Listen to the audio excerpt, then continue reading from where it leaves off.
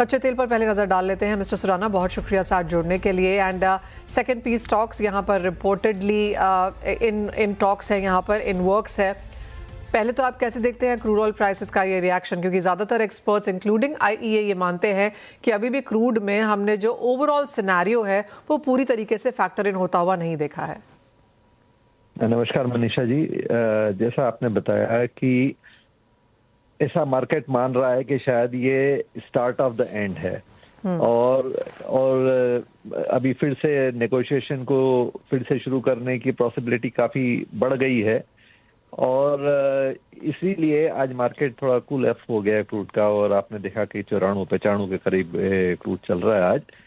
लेकिन चूंकि इस विषय पर इतनी बार चेंजेस आ चुके हैं, हर दिन कुछ नई चीज आ जाती है, इसलिए मार्केट इसको पूरी तरह फैक्टर आउट नहीं कर रहा है कि बात फिर बिगड़ जाए, बात फिर ना बने, क्योंकि दोनों ही जो पक्ष हैं वो अपने अपनी स्टैंड पे अटके हुए हैं।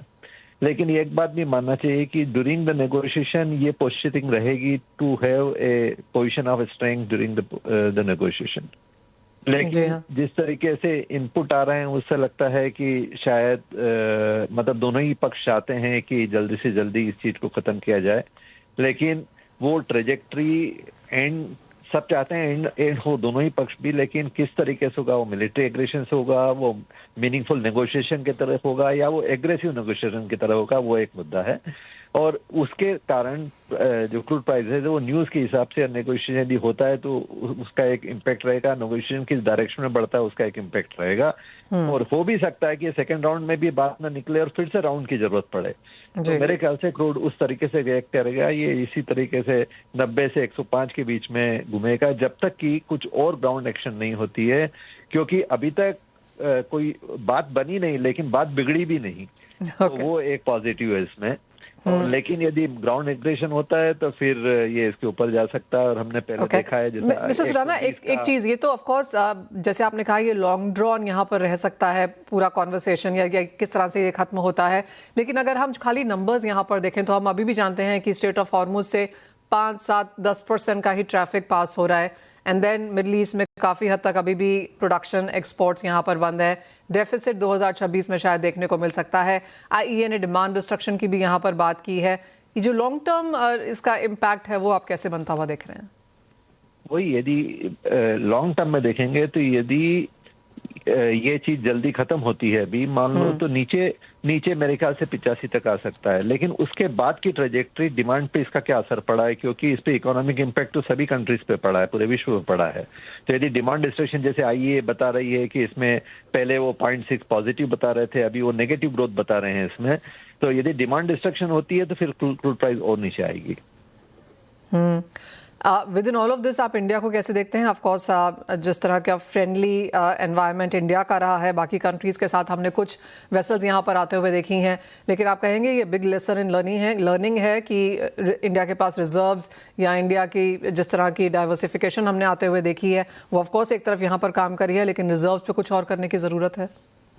हाँ, ये इंडिया के लिए नहीं सभी के लिए एक लर्निंग सिचुएशन है और उसमें अब एक बात तो पक्की है कि हर एक कंट्री को अपनी आप में समर्थ होना पड़ेगा और उसके लिए हमारी एनर्जी को सिर्फ रिजर्व्स की ही बात नहीं है, हमें अपने एनर्जी सोर्सेज ही डाइवर्सिफाई करने पड़ेंगे, क्योंकि जो चीज हमारे पास है नहीं उसको आप कितना रिजर्व करके कर पाएंगे, क्योंकि हमारी डिमांड भी बहुत बढ़ रही है।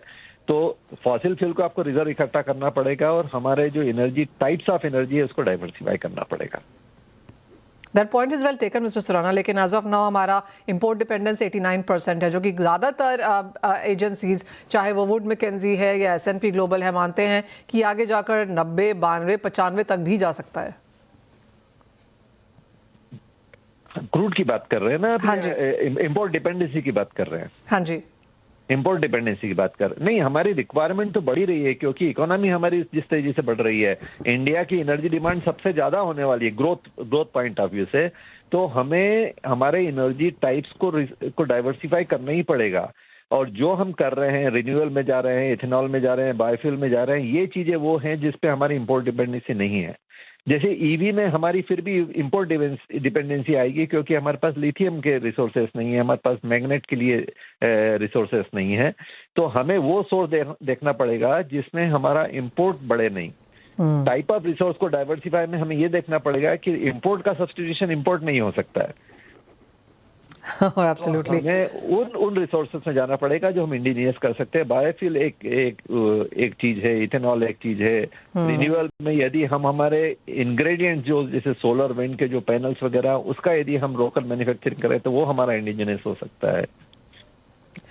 पॉइंट टेकन मिस्टर सुराना, बहुत शुक्रिया साथ जुड़ने के लिए। तो जैसे कहा 90 से 105 की रेंज रह सकती है, और अगर और कोई अच्छी न्यूज़ आती है तो $85 अ बैरल पर एवरेज करेगा crude prices for a slightly longer term. और जिस तरह से इंडिया की डिपेंडेंस है क्रूड इंपोर्ट्स को लेकर, ये शायद आगे जाकर बढ़ भी सकती है। तो इंडिया ऑफ कोर्स यहाँ पर प्राइस टेकर और एक असमंजस वाली स्थिति में लगातार यहाँ पर बनता हुआ। वेल, ये तो बात हुई कच्चे तेल की, जहाँ पर अच्छी खासी मुनाफा वसूली देखने को मिली है।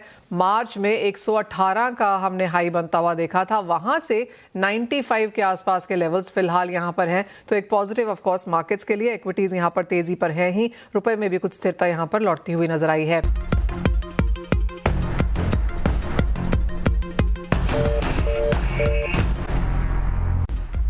सोना चांदी अब आपकी स्क्रीन पे लेके आएंगे, क्योंकि ओवरनाइट यहाँ पे तेजी देखने को मिली है। सोना 4800 के ऊपर फिलहाल भी कारोबार करता हुआ। ओवरनाइट 2% की तेजी थी, एज ऑफ नाउ आधे % की गिरावट। चांदी 5% की तेजी ओवरनाइट दिखा रहा था, 80 के ऊपर हमने लेवल्स जाते हुए देखे थे। एज ऑफ नाउ 19 स्तरों पर स्थिर। श्रेयांश कपूर हमारे साथ जुड़ चुके हैं। श्रेयांश, बहुत शुक्रिया साथ जुड़ने के लिए। सबसे पहले तो आपकी एक सेंस यहाँ पर सोने के प्राइसेस पे, अक्षय तृतीया के एकदम पहले सोना बढ़ना आप कैसे देखते हैं? नमस्कार Manisha ji, so thank you for inviting me. Yes, we are in a very opportune time, because आप जानते हैं कि अक्षय तिथि धनतेरस के बाद सेकंड सबसे बिजिएस्ट फेस्टिवल टाइम होता है कोई भी ज्वेलर के लिए। और I am happy to see कि गोल्ड का rate is now been stable, क्योंकि आपको याद होगा जब हमने लास्ट चर्चा की थी तो रेट बहुत बढ़ गया था, फिर गिरा भी, and you know thankfully in a little stable state. और क्योंकि रुपए भी थोड़ा थम गया है, is now 93.4 to the dollar, तो I'm happy to say कि the demand has come back in the retail trade here. Shreyansh, मार्च का महीना और कैसे देखेंगे, और अप्रैल कैसा रहा है अभी तक? मार्च में इस बार बहुत सालों बाद ऐसा हुआ है कि there were weddings, और ये जो शादियां होती हैं नॉर्मली आप अगर ट्रेडिशनली देखेंगे तो होली के टाइम पे नहीं होती थी, ये हमेशा गर्मियों के महीनों में ज़्यादा होती है। बट इस बार कोइंसिडेंटली होली भी अर्ली थी और शादियां होली के बाद भी हुई हैं, तो that way the demand has been stable. In fact कई मार्केट्स होली में बंद होते थे हमारी यहाँ कानपुर साइड में, वो पहली बार 100 years बाद खुले थे। It was something really interesting, and I am happy that the customers are supporting this. और अप्रैल अभी तक कैसा रहा है, क्योंकि प्राइसेस में असमंजस है। काफी हद तक ये भी माना गया कि पैसा यहाँ पर इक्विटीज में लोगों ने खोया, तो बहुत गोल्ड की शायद बाइंग नहीं हुई है। आपकी क्या सेंस है? देखिए, मैं हमेशा से कहता हूं कि गोल्ड का रेट स्टेबल होना चाहिए। जब भी गोल्ड का रेट स्टेबल होता है, कस्टमर कॉन्फिडेंस वापस आता है और कस्टमर को एक रुझान होता है कि वो फिर से निवेश करें।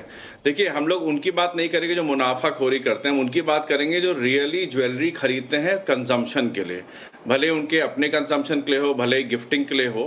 बट वो डिमांड वापस आ रही है अक्षय तिथि पे। कई लोगों ने अभी बुकिंग भी कराई है, अक्षय तिथि में उठाएंगे, पिकअप करेंगे, और उनको रेट्स भी अब थोड़े कंफर्टेबल लग रहे हैं for jewellery buying purpose. Shreyansh, आप डायमंड्स में भी अच्छा खासा काम करते हैं। डायमंड्स की एज ऑफ नाउ क्या सिचुएशन है? अक्षय तृतीया पे ये भी एक विकल्प है नया। So I am very happy to share कि diamond, natural diamond jewellery has come back with a bang, और काफ़ी अच्छी, जो लोगों के मन में एक असमंजस की स्थिति थी कि लोग डाउट में थे कि वो रियल नेचुरल डायमंड लें या लैब ग्रोन डायमंड लें, वो स्थिति खत्म हो गई है। पीपल आर वेरी क्लियर, और जिनको भी एक वैल्यू वाइज प्रोपोजिशन इन्वेस्टमेंट करना है या उनको ज्वेलरी खरीदनी है, वो नेचुरल डायमंड में ही ज्वेलरी ले रहे हैं। प्लस लास्ट टाइम भी हम लोग ने चर्चा करी थी कि 50% जैसी वैल्यू एक ज्वेलरी पीस, अगर 18 कैरेट डायमंड नेकलेस की बात करें, 18 कैरेट की ज्वेलरी की बात करें, तो उसकी 50% से 55% की वैल्यू सिर्फ गोल्ड की हो रही है उस डायमंड ज्वेलरी में। तो कस्टमर को ये बात अब पता चल गई है, तो वो उनका कोई लॉस नहीं है उसको लेने में। और प्लस नेचुरल डायमंड का the price are also now, I am not going to say stable, but they are quite comfort level to a customer to buy. Shreyansh, of course gold buying तो होगी ही, diamonds भी लोग लेते हैं, एक और भी ट्रेंड है जेमस्टोन्स या कलर्ड स्टोन्स लेने का, क्या वो भी सब जगह बढ़ता हुआ नजर आया है? यस, तो आपको याद होगा कि आज से 1.5-2 साल पहले एकदम से एमरल्ड की बहुत बड़ी डिमांड आई थी और एक बहुत प्रचलित फैमिली है हमारे इंडिया में, बिजनेस फैमिली, जिन्होंने बहुत सारी ज्वेलरी पहनी थी। तो उसकी वजह से I am very thankful to that family कि उन्होंने इतना अच्छे से मीडिया भी कवरेज हुआ, तो उससे सारे ज्वेलर्स की ऑल ओवर इंडिया में एमरल्ड की डिमांड बढ़ गई। एमरल्ड की डिमांड बढ़ने के बाद में we saw lot of transition to the rubies which are also natural gemstones.